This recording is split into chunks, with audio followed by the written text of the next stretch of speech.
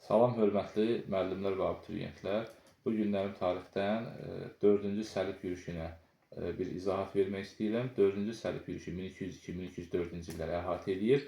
Bu yürüş özündən əvvəlki olan 1-ci, 2-ci, 3-cü yürüşlərdən fərqlənmiş olur. Burada əsas fərqlilik ondan ibarət idi ki, Roma papası 3-cü Innokenti özü şəxsən bu yürüşə başçılıq etmiş olur. Yürüşə özünün başçılıq etməsinin də səbəbi ondan ibarət idi ki, Roma xristianlıq iki hissəyə bölünəndən sonra Roma papası ilə Bizans patriarxı arasında bir düşmənçilik var idi və xristian dünyasına tək hakimliyə sahib olmaqdan ötəri Roma papası özü şəxsən bu yürüşə başçılıq etmiş olur. Bu yürüşdə əsas istiqamət Misir üzərindən olmalı idi və Misir üzərindən getmək üçün də Roma papasına səlibçilərə ümumiyyətlə gəmilər lazım idi çoxlu. Bu gəmiləri də o dövrdə yaxşı ticarət donanması olan Venesiyadan kirayə etmiş olurlar. Venesiya isə səlibçiləri dilə tutaraq onları Misirə yox, Bizans üzərinə yönəltmiş olur.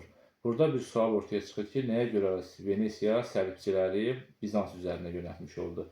Çünki Aralıq dənizində ticarətdə Venesiya ilə Bizans dövləti rəqabətdə idi.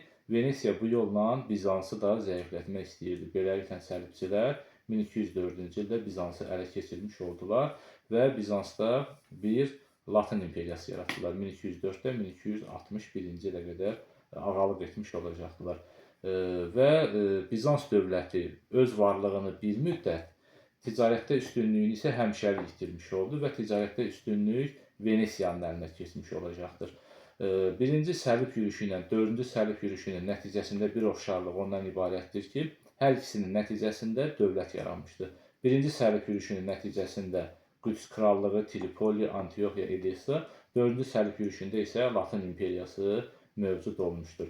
1204-dən 1261 aralığı Bizans dövlətinin mövcudluğundan söhbət getmir. Bizans yoxdur bu aralıqda.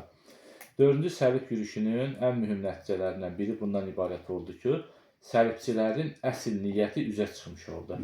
Səlibçilər çünki bəhanələri bundan ibarət idi ki, onlar İsa Peyğəmbərin qəbrini axtarırdılar və onu güya ki, müsəlmanların tapdağından xilas etmək istəyirdilər. İndi burada əsl məqsədi üzə çıxır ki, İsa Peyğəmbərin qəbri qaldı Fələstində, səlibçilər gəlib çıxmış oldular Bizansa. Bizansda ki, İsa Peyğəmbərin qəbri yox idi. Deməli, səlibçilərin əsl niyyəti, məqsədi qarət qənimət imiş. Və bir də Roma papasında böyük bir nüfuzuna, böyük bir zərbə dəymiş olur ki, çünki insanları sülhə çağırır, əmin-amanlıq vəd edən Roma papası indi özü gedib Bizansda, Konstantinopolda dağıntılar və yaxud da vəhşiliklər törətmiş olur.